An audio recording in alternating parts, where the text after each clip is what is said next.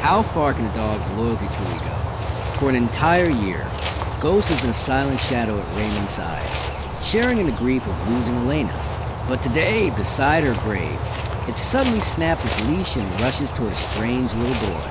The child, showing no fear, wraps his arms around the dog and whispers a name that only Raymond and his late wife should have known.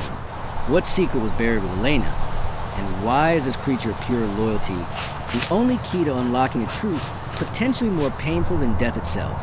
Please subscribe to follow this journey with K9 Miracle Stories.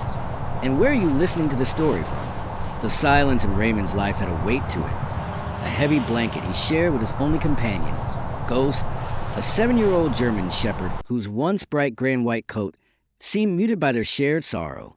Ghost walked with his head low, his paws making no sound on the damp earth.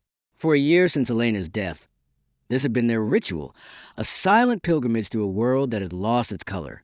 Raymond, a former soldier in his late 30s, with shoulders still broad from service but eyes hollowed by loss, had accepted this quiet existence. He had accepted the doctor's words from long ago, a combat injury that had stolen his future fatherhood, and, he believed, had ultimately pushed Elena away. Their life was a closed loop of grief. They stood before a headstone at the Oregon Military Cemetery, the fine mist of a Tuesday afternoon clinging to the granite. The air was still, heavy with the scent of wet pine and cold stone. And then the silence shattered. Ghost, who hadn't broken a stride in a year, suddenly went rigid. A low whine escaped his throat before he ripped the leather leash from Raymond's unsuspecting hand and bolted. He ran, not with aggression, but with a desperate, single-minded purpose toward a small figure standing alone a few rows over. A boy no older than 5. Raymond's heart seized, but he froze as he watched the impossible happen. The boy, small and thin, in a dark blue coat, turned. He had Elena's eyes, a deep shade of hazel that seemed too old for his face. He showed no fear as a large dog reached him. The boy dropped his knees and threw his small arms around Ghost's thick neck. "Ghost," he whispered, his voice clear in the misty air. "I knew you would come." Before Raymond could process the words, a man approached. He was tall and impeccably dressed in a tailored charcoal overcoat, his silvering hair perfectly combed. This was Harlan Drake, a man whose polite smile never quite reached his cold, appraising eyes. "Leo, you shouldn't wander," he said, his voice smooth but firm. He gently but decisively pulled the boy away from the dog. He gave Raymond a brief nod. "I apologize. He has a vivid imagination. I am his legal guardian." Without another word, he placed a hand on the boy's shoulder and guided him away, leaving Raymond standing in the rain, his world tilted on its axis. He returned home that evening, the heavy blanket of grief now pierced by a single, burning question. The drive home was a blur of rain-streaked asphalt and echoing questions. Back inside the small, quiet house that had been his refuge, Raymond found the silence was no longer comforting. It was charged, filled with the image of a small boy and the sound of a name whispered in the rain. He sank into his worn armchair while Ghost, for the first time in months, refused to settle. The dog paced the wooden floor, his claws making soft, insistent clicks. He would stop, look at Raymond with an unnerving intelligence, and then walk to the corner of the living room, nudging a large, dust-covered cedar chest with his nose. It was Elena's, a piece of her life Raymond had never had the strength to face. After the dog whined for a third time, a low, pleading sound, Raymond finally rose and knelt before it. The hinges creaked as he lifted the heavy lid. The scent of cedar and faint perfume filled the air, a ghost of Elena herself. Inside, nestled amongst her books and sweaters, was a smaller, unmarked box. Raymond's hands trembled as he opened it, his breath caught in his throat. Lying on a bed of tissue paper were baby items. Tiny socks, a silver rattle, and a small, hand-knitted sweater the color of cream. It was impossibly small. The sight made no sense, a painful contradiction to the sterile doctor's report that had defined the end of his marriage and the start of his solitude. Later that night, unable to sleep, Raymond turned to his laptop. His fingers, once trained for tactical keyboards, flew across the keys. Harlan Drake, New Roof Center. The results were frustratingly flawless. The center's website was a tapestry of smiling children and glowing testimonials from wealthy donors. Drake was praised as a local hero, a savior of abandoned children. The polished reflection of it all felt like a lie, a stark contrast to the cold dismissal in the man's eyes. It was a wall built to keep people out. Discouraged, his eyes fell on the small sweater lying on the table. An idea sparked. He picked it up and held it out to Ghost. The dog, who had been watching him intently, approached cautiously. He sniffed the woolen fabric once, twice, then a remarkable change occurred. Ghost's tail gave a tentative wag. He whined, a sound not of grief but of pure, excited recognition, and looked from the sweater to Raymond, his dark eyes asking a clear question. Raymond now knew for certain. The scent on the secret sweater, hidden by his wife, was the same scent that clung to the boy at the grave. Days bled into a week of restless nights and dead ends. Every search for Harlan Drake led to a polished web page or a glowing newspaper article.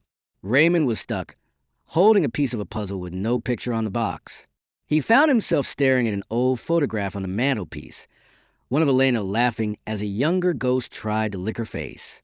He remembered her talking about her thinking spot, a quiet trail that wound through the ancient oak forest bordering the back of the cemetery. It was a place she wanted to be alone. With nothing but a desperate hunch to guide him, he grabbed Ghost's leash. "Come on, boy," he said, his voice rough. "Let's go for a walk." The air in the forest was different, thick with the smell of damp earth and decaying leaves. The ancient oaks formed a dense canopy, dappling the forest floor in a somber, green-tinged light. For the first few minutes, Ghost healed obediently, but as they went deeper, his demeanor changed. His nose, which had been to the ground, lifted. He pulled ahead, no longer following Raymond but leading him with an unnerving certainty. He led him off the main path, through thick ferns and straight to the base of a massive, gnarled oak tree that looked as old as the forest itself. Ghost stopped. He whined once, a sharp, piercing sound, and then he began to dig. He didn't scratch playfully. He dug with frantic energy, claws tearing at the soil and roots, sending dirt flying. Raymond knelt beside him, his heart pounding against his ribs. He saw the edge of something dark and metallic. Pushing the frantic dog aside gently, he dug with his bare hands, his fingers growing numb from the cold earth, until he pulled a small, waterproof metal box from the ground. It was heavy, with trembling hands. He worked the latch open. Inside, protected by a plastic sleeve, was a letter written in Elena's familiar, elegant script. "My dearest Raymond." It began. He read as the forest faded around him, as his world dissolved and reformed with each line. He read about the miracle pregnancy she discovered after he had left, the joy and the terror. He read about Harlan Drake, a man from her past who had become obsessed, a powerful man she feared would stop at nothing to take her child. And then came the final lines. "I had to hide him, my love, our son, our Leo. I don't know if you'll ever find this, but I have to believe you will. Trust Ghost. He knows the way. He will lead you to our son." The letter fell from his numb fingers. The grief in his heart was still there, but now it was forged into something new, something as hard and sharp as steel. The man who returned from the oak forest was not the same one who had entered it. The grief had not vanished, but had been forged into a weapon honed by a soldier's resolve. Elena's letter was his mission brief. His objective was clear. He needed undeniable proof, evidence that would stand up in a court of law and tear down the walls Harlan Drake had built around his son. The mourner was gone. The soldier was back. He spent the next day in quiet observation, watching the new roof center from a distance, mapping the security cameras, timing the patrols of the single night guard. That evening he dressed in dark clothing. He looked at Ghost, whose intelligent eyes were fixed on him, sensing the shift in the air. "I need you tonight, boy," Raymond whispered. "I need you to be my lookout." Night fell like a shroud over the cheerful facade of the center. The colorful murals of smiling children seemed menacing in the moonlight. Raymond moved through the shadows with practiced silence, Ghost a gray specter at his side. He found a weak point, a window into a small administrative office at the back of the building. As he worked on the lock with a slim piece of metal, he heard the crunch of gravel. The night guard was making his rounds, earlier than expected. Raymond froze and gave a low, two-fingered whistle. From the darkness across the yard, Ghost understood the command. A sudden clatter echoed through the night as a set of metal trash cans was violently knocked over, followed by a sharp, aggressive bark. The guard cursed under his breath, his flashlight beam cutting toward the sound, away from Raymond. It was the opening he needed. He slipped inside. The building was quiet, smelling of floor polish and something falsely sweet. He moved swiftly to Drake's main office, the lock giving way easily. The room was pristine, orderly, the office of a man obsessed with control. He found the filing cabinet and located the file labeled with Leo's name. He quickly photographed the contents with his phone. The guardianship paper was a blatant forgery. Elena's signature was stiff and unnatural, but it was the drawer next to it that made his blood run cold. It was filled with dozens of other children's files. He saw notations of overseas transfer and humanitarian sponsorship to countries in Eastern Europe and Central America. There were no court orders, no official adoption papers. It was a pipeline. Harlan Drake wasn't saving children. He was selling them.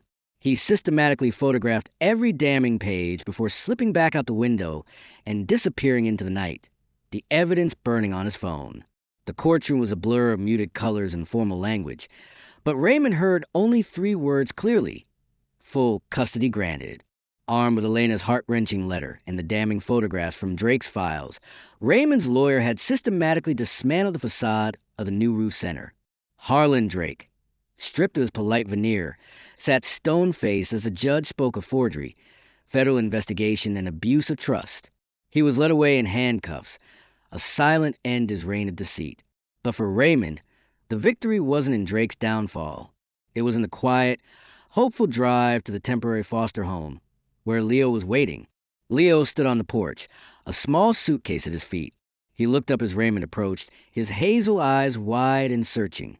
Raymond knelt down, his heart aching with a love that was both brand new and years old. He didn't need grand words. He just opened his arms. Leo hesitated for only a second before running into the embrace, his small body fitting perfectly against his father's chest. "We're going home," Raymond said, his voice thick with emotion. Their first stop was at a friend's house on the edge of town. As they pulled into the driveway, a familiar gray and white had popped up in the window, followed by an ecstatic bark. When the door opened, Ghost bounded out, a whirlwind of joyous energy. He nudged Raymond's hand before circling Leo, whining happily and licking his face. Leo giggled, a bright, beautiful sound that filled the empty spaces in Raymond's soul. "I told you he'd find me," Leo said, looking up at Raymond with absolute trust. The 3 of them drove home together, a family forged in sorrow and bound by a promise. The next morning, they made one last trip to the cemetery. This time, there was no rain, only the soft Oregon sunlight filtering through the trees. Leo held a small bouquet of bright wildflowers, and Ghost walked proudly between father and son. They stood before Elena's grave, and Raymond placed a hand on the cool stone. He looked at his son, safe and sound, and at the loyal dog sitting faithfully at the boy's feet. The story had come full circle. This was no longer a place of endings, but of new beginnings. "He's safe, Elena," Raymond whispered to the wind. Ghost led me home. We're all home. A mother's love can prepare a path, but it is the quiet loyalty of a true friend that shows us the way home. If this journey touched your heart, we invite you to join our K9 Miracle Stories family by subscribing, and we would love to read in the comments about the loyal companion who stands by your side. Your support fuels our mission to share stories of hope, courage, and kindness. Hit that subscribe button now and become part of the K9 Miracle Stories journey to make the world a warmer place.